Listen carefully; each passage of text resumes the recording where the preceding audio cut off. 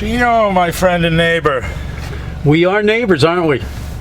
We are. We're good neighbors, though, aren't we? I only see you in passing. I would say you're one of my good neighbors. I appreciate the opportunity to sit down and chat with you for a bit. Yeah, what do you think of this rig? Well, there's nothing here. Where's your disclaimer? Your word of mouth. Well, I need to see a sign that no humans have been harmed in the filming of Gino TV. Exactly. Good to see you. Good to see you, Gino. How you doing? Well. Yeah? Very well. How long have you lived in this house? Well, this is where I was raised. This is it? This is it. You mean my dad built here in 1953. Your brother lived here too? Absolutely. Do you have a sister? I don't. So this is it, huh? Yes, it is. Your dad is a long-time Nantucketer. And was he born here too? He was, yes. And how far back do you go? Like how far back does your My dad's mother is Harriet Coffin Folger, a direct descendant of Abia Folger. Oh, wow. I don't like to say that too much because sometimes today it's actually frowned upon. So, wow. You mean boasting? Boasting? Yeah, and I like to remain humble, so I really don't. You got to put your seat bring it up too often, but okay. That's the family tree, and there's nothing I can do to change that. So, we can't pick our family and relatives, can we? No, we can't. Oh, well, look. Can I suggest a destination? Yeah, sure. Where do you want to go? Head towards Fulling Mill Road. Fulling Mill? Yeah. Where's that? Just before the life-saving station. Okay. I'd just like to share with you a little spot I recently discovered. Okay. I thought I'd driven all over this island, and it's amazing how you can discover a new spot and find another piece of paradise.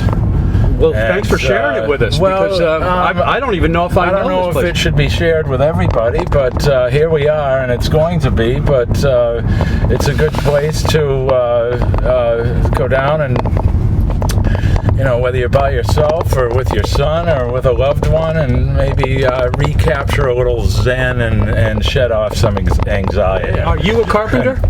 I am. Yeah, okay. Yes. Did you learn it from your dad? I did, yes. At a very young age, I'd go out to his shop in my pajamas, and oh, really? 8 or 10 guys that worked for him would tease and make fun of me, but I wanted to be there by his side, and I'd pick up a handful of nails and a hammer and start driving them into the clothesline posts in the backyard. At 3 years old, I taught myself how to drive a nail, and before you know it, those posts, you couldn't see any wood on the posts. They were full of roof nails. The reason why I asked you to come for a ride with me was I was at town meeting, and you kind of kicked off town meeting with the first kind of point. You want to share a little bit about what you said to people?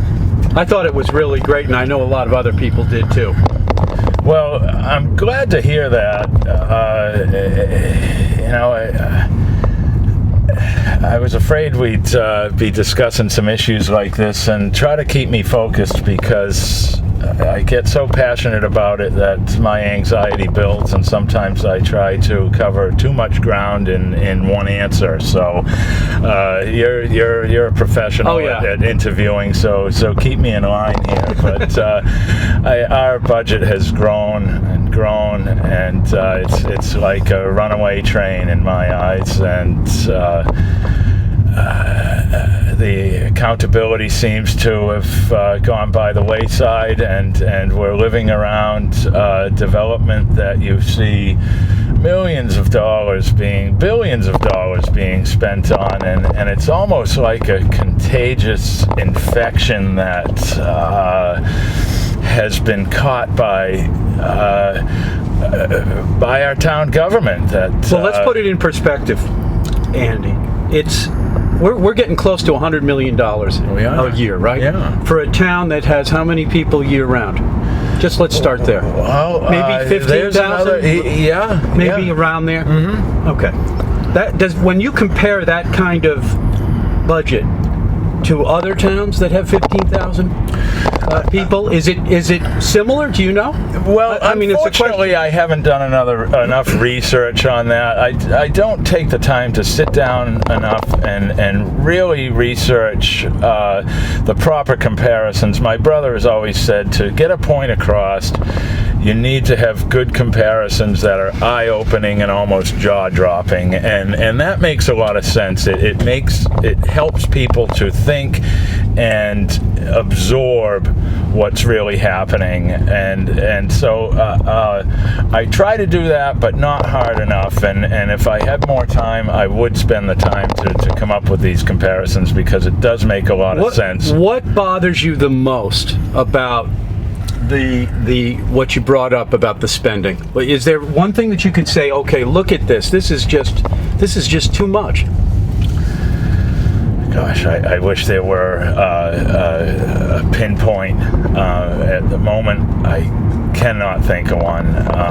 It all adds up to one large amount of money, and when we see those big amounts of money and then you see smaller items, you think to yourself, well, what difference is that going to make? Oh, let's take town employees using town vehicles as an incentive. One thing I noticed is we spent $375,000 on fuel alone this year.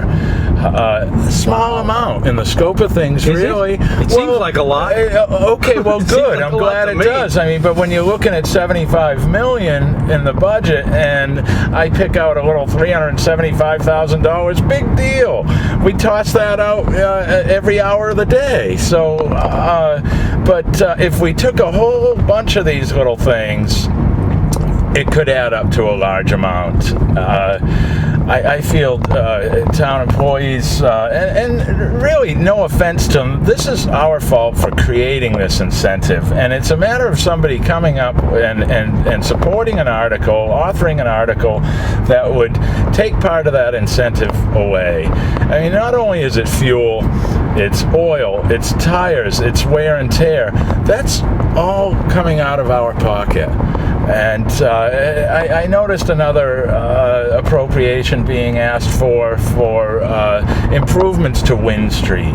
And I live right around the corner from Wynn Street. As you know, our neighborhood, the face of our neighborhood has changed tremendously. Yeah. There's houses being torn down and stuffed into dumpsters, and the new, larger, I call them Hampton-style homes are taking their place.